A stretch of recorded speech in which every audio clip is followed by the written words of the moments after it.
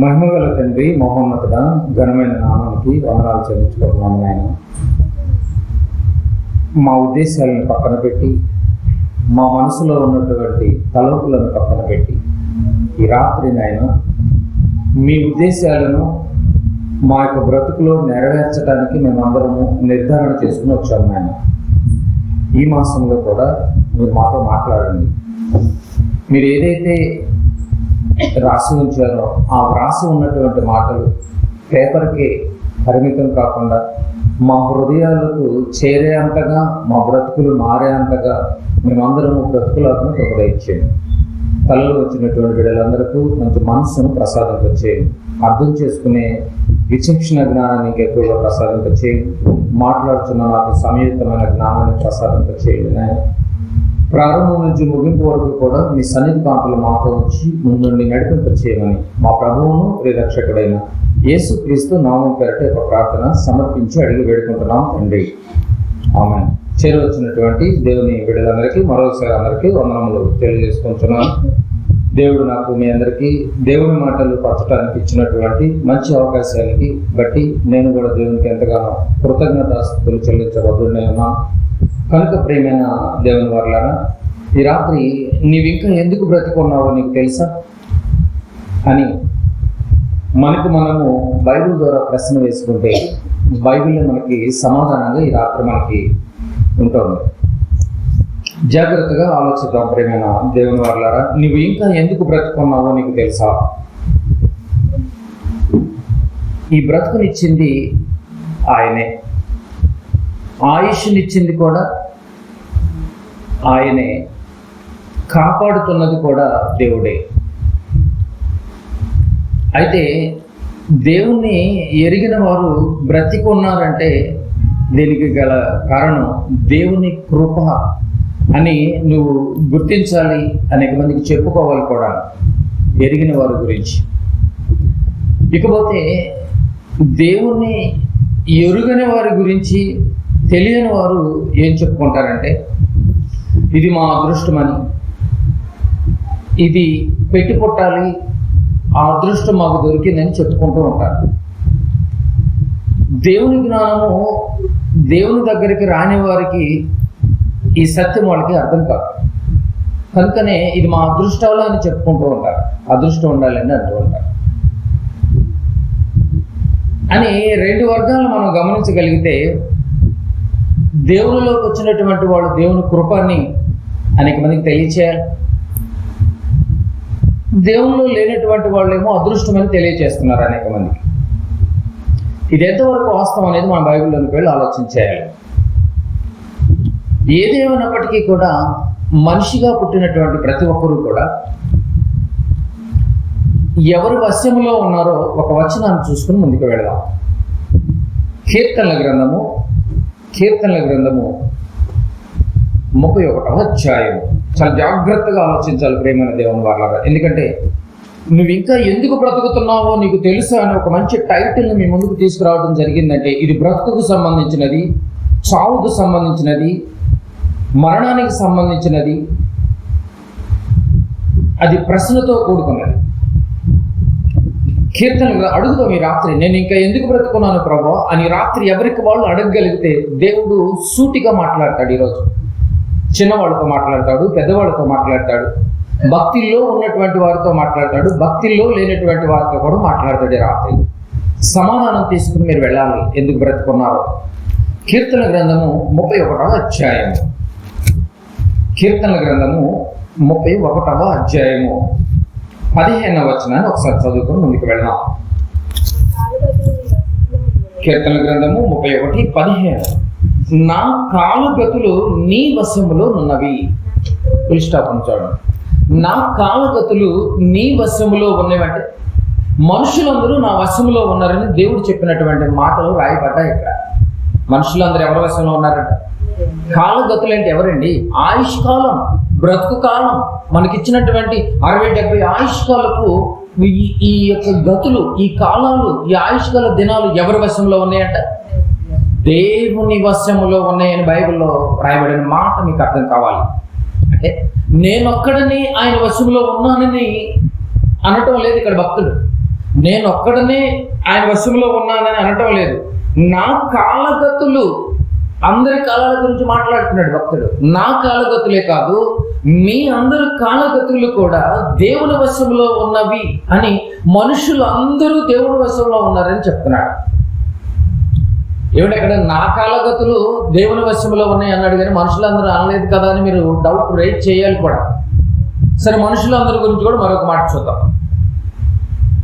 మనుషులందరూ దేవుని వశంలో ఉన్నారు అనగా మనుషుల కాలగతులు అంటే ఆయుష్కాలపు దినాల గురించి రాయబడేటువంటి మాట. ఒకసారి ఎహెస్కేలు గ్రంథాన్ని దగ్గరికి కూడా వెళ్దాం. ఎహెస్కేలు గ్రంథము 18వ అధ్యాయం.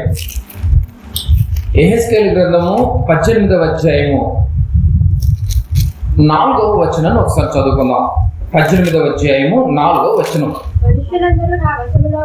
మనుషులందరూ నా వశములో ఉన్నారని చూడండి.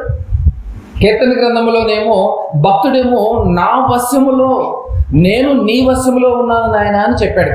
కాలగతులు ఆయుష్కాలం, బ్రతుకు కాలం. ఇక్కడికి వచ్చేసరికి ఎహెస్కేలు గారి ద్వారా మనుషులందరూ నా వశములో ఉన్నారు, తండ్రులేని కుమారులనేమి అందరూ నా వశములో ఉన్నారని చూడండి.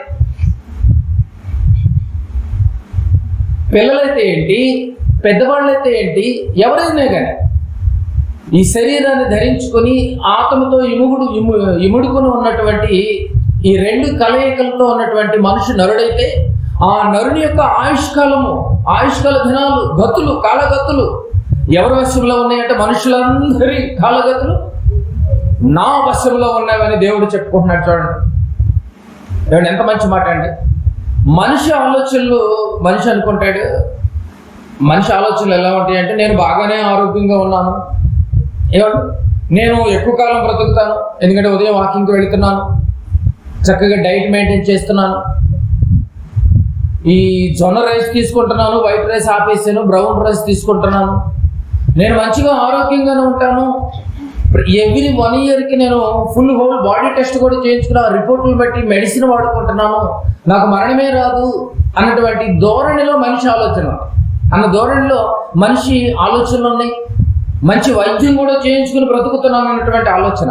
కానీ దేవుడు అంటున్నాడు, రే రిమోట్ నా చేతిలో ఉంది. అంతే కదండి అర్థం, దాని అర్థం రిమోట్ నా చేతుల్లో ఉంది, నొక్కితే ఎవరైనా ఏం చేయాల్సిందే, కన్ను మూయాల్సిందే. అది ఆ మాటలో ఉన్న అర్థం. అది మనుషులందరి కాలగతులు నా వశంలో ఉన్నాయంటే రిమోట్ నా చేతిలో ఉంది. ఏ రోజు లేపేయాలంటే ఆ రోజు లేపేస్తా. రిమోట్ నా చేతిలో ఉంది అంటున్నాడు. చూడండి ఎంత మంచి మాట అండి. బ్రతుకున్నటువంటి వారందరూ దేవుణ్ణి ఎరిగిన వారు కానివ్వండి, ఎరుగని వారు కానివ్వండి, బ్రతికి ఉన్నారంటే కారణం ఇప్పుడు మనం ఏమని అనుకోవాలి, అది దేవుని కృప, అది దేవుని వాత్సల్యం, దేవుని దయ, అది దేవుని కరుణ కటాక్షం అనుకోవాలి. అది దేవునిలో ఉన్నవాళ్ళైనా దేవునిలో లేని వాళ్ళైనా అనుకోవాలి. ఈ మాటలను బట్టి నా వశంలో ఉన్నాయి, రిమోట్ నా చేతిలో ఉంది. ఏ ఛానల్ అయినా మార్చేస్తానంటారు సార్, రిమోట్ నా చేతిలో ఉన్నాను. ఇప్పుడు నీ చేతిలో ఉన్న రిమోట్ నువ్వు కొన్ని 100 ఛానల్ మారుస్తావేమో, నువ్వు ఆఫ్టర్ ఛానల్ మార్చగలవు. దేవుడు రిమోట్ నొక్కితే ఛానల్ మార్చే నిన్ను లేవేయగలడు. అంతే కదండి అర్థం. దాని అర్థం మనుషులందరూ నా వశములో ఉన్నారని మర్చిపోయి బ్రతుకుతున్నారేమో, జాగ్రత్త. అది దేవుల్లో ఉన్నవారైనా దేవుల్లో లేని వారైనా. రైట్. దీన్ని బట్టి మనం ఆలోచన చేస్తే జీవించి ఉన్న వారిలో 2 తెగలు ఉన్నాయి. అంటే బ్రతుకున్నటువంటి వారిలో 2 తెగలు ఉన్నాయి. మొట్టమొదటి తెగ, భక్తిలో ఉన్నవారు కనపడతారు, వారు ఇంకా బ్రతికే ఉన్నారు. మన పాఠం అదే కదా. నువ్వు ఇంకా ఎందుకు బ్రతుకున్నావు నీకు తెలుసా అంటే, బ్రతుకున్నటువంటి వారిలో 2 తెగలు ఉన్నాయి. మళ్ళీ ఏం తెగ అంటే, భక్తిలో ఉన్నటువంటి వారు ఇంకా వారు బ్రతికే ఎందుకు ఉన్నారు. నెంబర్ 2, భక్తిహీనులు కనపడతారు. భక్తిహీనులు బతుకున్నటువంటి వారిలో భక్తులను ఇంకా ఎందుకు ఉంచాడు, ఇంకెందుకు బతుకున్నారు. భక్తిహీనులు ఉన్నారు, వాళ్ళు ఎందుకు ఇంకా బతుకున్నారు. ఇది అర్థం కావాలి. మనం గమనించగలిగితే బతుకున్నటువంటి వాళ్ళు 2 తెగలు చూస్తాం. వాటిలో భక్తిలో ఉన్నవాళ్ళు, భక్తులు లేనటువంటి వాళ్ళు, వీళ్ళిద్దరూ బతుకుతున్నారు. ఇంకా ఎందుకు బతుకున్నారో మనకు తెలియాలి. రెండవదిగా ఈ లోకం నుంచి వెళ్ళిపోయినటువంటి వారు ఉన్నారు, శరీరాన్ని వదిలేసి. ఆ వెళ్ళిపోయినటువంటి వారిలో మళ్ళీ రెండు తెగలు ఉన్నాయి. ఏంటా తెగ? భక్తిలో ఉన్నటువంటి వారు కనపడతారు. దేవుడు అప్పుడు చెప్పినటువంటి ఆ పనులను ముగించుకొని ఆ పనులను ముగించుకొని విశ్రాంతిలోనికి వెళ్ళిపోయిన వాళ్ళు ఉన్నారు. దేవుడు భక్తిహీనులు కనపడతారు. వీరు ఎక్కడికి వెళుతున్నారంటే మారటానికి అవకాశం ఇచ్చినా మారకోకుండా నిత్యాగ్నికి వెళ్ళిపోయినటువంటి వాళ్ళు కూడా కనిపిస్తారు. ఈ లోకం నుంచి వెళ్ళిపోయినటువంటి వాళ్ళు. వెళ్ళిపోయిన వారిలో రెండు తెగలు ఉన్నాయి, భక్తులు, భక్తిహీనులు. వారిలో భక్తులేమో విశ్రాంతిలోనికి వెళ్ళారు, భక్తిహీనులేమో నిత్యాగ్నిలోనికి వెళ్ళారు. ఇకపోతే భూమి మీద బతికున్నటువంటి వాళ్ళు ఉన్నారు, భక్తులు ఉన్నారు, భక్తిహీనులు ఉన్నారు. మరి భక్తిహీనులను ఇంకా ఎందుకు బ్రతికొచ్చాడు? నంబర్ 1. నంబర్ 2, భక్తులను ఇంకా ఎందుకు బ్రతికొచ్చాడు? భక్తిహీనులను ఇంకా ఎందుకు బ్రతికొచ్చుతున్నాడు? అదే మన పాట. నీవు ఇంకా ఎందుకు బ్రతికి ఉన్నావో నీకు తెలుసా? అది భక్తుడు కావచ్చు, భక్తిహీనులు కావచ్చు. నిన్ను ఇంకా ఎందుకు భూమి మీద ఉంచాడు నీకు తెలియాలండి. తెలియకపోతే ఎలా? ఇప్పుడు బ్రతుకున్నటువంటి వారి గురించి ఆలోచన చేస్తే వారిలో భక్తులు ఉన్నారు, భక్తిహీనులు ఉన్నారు. రైట్. అయితే దీన్ని మనము రెండు భాగాలుగా ఆలోచన చేయాలి. మొట్టమొదటి భాగంలో భక్తులను ఇంకా ఎందుకు భూమి మీద చంపేయకుండా ఉంచాడు? నంబర్ 1 అది గమనించాలి. రెండో పాయింట్, భక్తిహీనులు ఉన్నారు, వాళ్ళని దేవుడు ఇంకా ఎందుకు ఉంచాడు? ఈ రెండు భాగాలను మనం ఈ రాత్రి ఛేదించాలి బైబిల్లో నుంచి. ఇది మన పాఠం అండి. నీవెందుకు ఇంకా భూమి మీద బతికున్నావో తెలుసా? అది భక్తుడు కావచ్చు, భక్తిహీనుడు కావచ్చు. ఇది మన పాఠం. అందుకని మిమ్మల్ని గలిబిలి చేయకోకుండా చక్కటి దేవుడు మాటలతో మిమ్మల్ని దేవునికి దగ్గర చేసే ప్రయత్నంలో మీరు కూడా సహకరించండి, నేర్చుకోండి. ప్రతి మాసం మీ ముందుకు రావడం జరుగుతుంది. దేవుని వాక్యంతో దర్శిస్తూ ఉంటాడు. అలాంటి వాక్యపు దర్శనాన్ని మీరు ఎవరు పోగొట్టుకోకుండా చక్కగా ప్రతి మాసం మంచి మాటలతో మీరందరూ దేవునికి దగ్గర అవ్వాలనేటువంటి ప్రయత్నంలో మనం ఆలోచిద్దాం. రైట్. మన ముందు మేము ఎన్ని భాగాలు?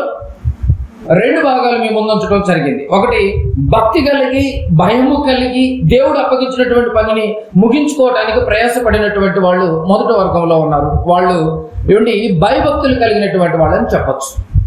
రెండవదిగా భక్తిహీనులు ఉన్నారు, దేవుని భయాన్ని విడిచి తమకిష్టమైనటువంటి మార్గంగా బ్రతుకుతూ సోమరి పోతులుగా ఉన్నారు. నేనన్న పదం కాదు, బైబిల్లో మాటలే. సోమరి వేరు, సోమరి పోతు వేరు.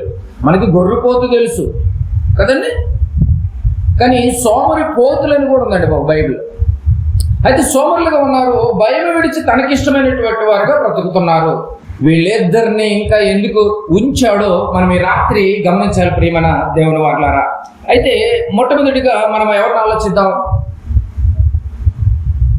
భక్తుల్ని ఆలోచిద్దాం. భక్తుల్ని ఇంకా ఎందుకు భూమి మీద ఉంచాడో ఆలోచిద్దాం. రైట్.